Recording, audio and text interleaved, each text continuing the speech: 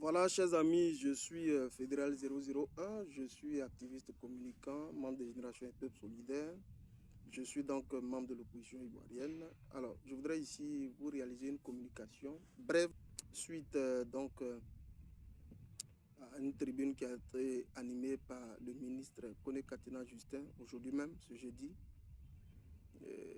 lorsqu'il a donc fait une démonstration magistrale sur les questions relativement au poids et au stock de la dette assez élevé en Côte d'Ivoire. Mais il est revenu rapidement sur un point qui, ma foi, me semble indispensable. Voyez-vous, je voudrais ici saluer tous les différents résistants qui ont répondu présent à l'appel de l'opposition significative en Côte d'Ivoire le 13 avril 2024 au niveau de Paris. À cette manifestation à laquelle nous avons répondu présent. Et pour ma part, je voudrais saluer tous les différents résistants issus de différentes chapelles politiques, PPSI, du GPS, du PDCI, de la société civile et toutes les composantes de la société ivoirienne. Je voudrais personnellement vous saluer. Fédéral 001, je vous salue.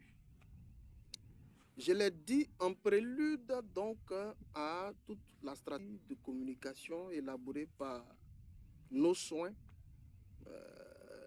Nous avons donc dit que cet appel du 13 avril 2024 était donc une réponse politique immédiate à la forfaiture qui a donc été organisée en Côte d'Ivoire le 11 avril 2024, célébrant selon eux le triomphe de la démocratie.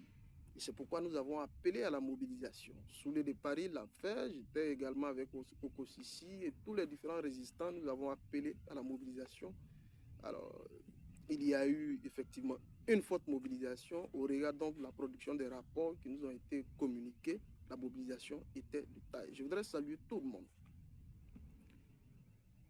Alors, il est donc demandé à Kone Katina Justin aujourd'hui de se prononcer sur ce qui a été distillé comme communication par Cissé Ibrahim Bamba Congo, secrétaire exécutif du RHDP, du RDR, je le rappelle.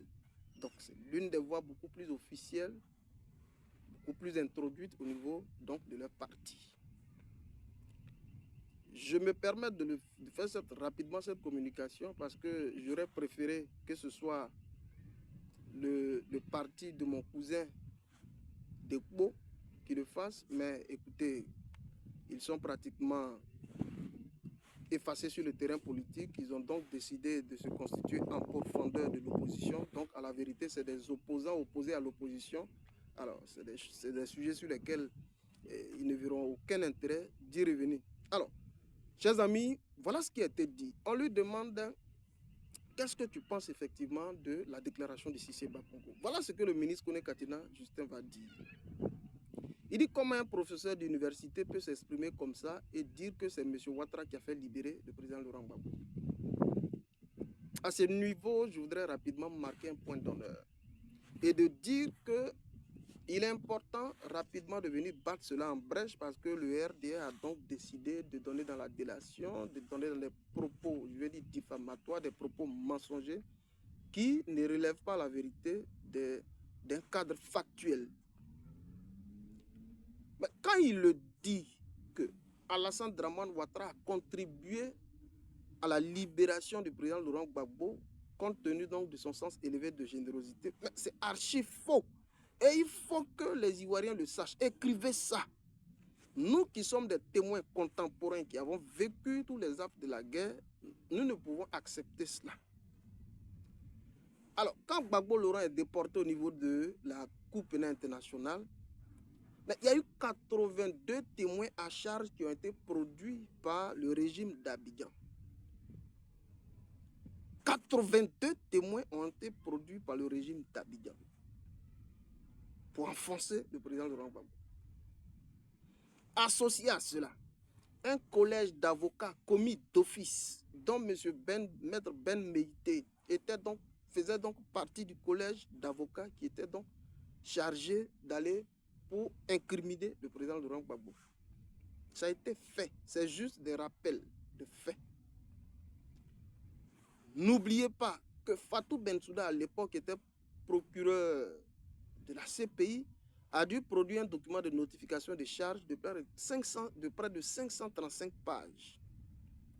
Alors, après avoir examiné toutes les pièces fournies, versées au dossier, les juges ont donc estimé que cela ne relevait pas effectivement de faits factuels. Et donc, il fallait libérer Laurent Gbagbo parce que ce qui était produit, c'était juste des articles de presse, des coupures de presse, mais qui ne relevaient pas effectivement de la vérité. Voilà comment le monsieur a été libéré. Et je voudrais que les membres du RDR le sachent. Voilà comment le président Laurent Gbagbo a été libéré. Mais ce n'est pas du vouloir, ce n'est pas de la bonne volonté de Alassane Dramane Ouattara. Écrivez ça. Et c'est important de recadrer certaines choses. Parce que nous, là, tant que nous sommes encore présents sur les réseaux sociaux et que nous avons encore cette faculté de pouvoir animer l'espace public, nous allons revenir de fort en comble sur ce type de communication. Et le ministre Kone Katina Justin dit, mais sincèrement, je ne sais pas comment répondre à un mouton. Ce discours est tenu pour plaire à ses suiveurs simplement. Ah oui.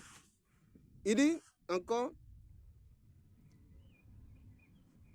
je ne sais pas comment répondre à des humains qui ont décidé d'être des moutons. Et ça, ce n'est pas nous qui le disons, c'est plutôt le RDR. Et même lui-même, si c'est Bakongo qui le dit, que nous sommes des moutons piens.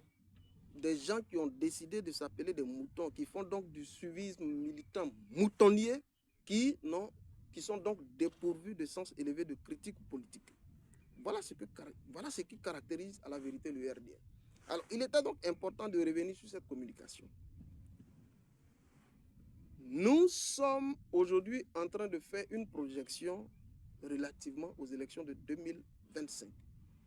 Et déjà dans les starting blocks RDR, lorsqu'ils annoncent déjà pouvoir signer une pétition de plus de 4 millions de pétitionnaires, c'est une façon effectivement de conditionner les mentalités parce que vous savez que c'est des gens qui fonctionnent sur la base de l'arithmétique politique.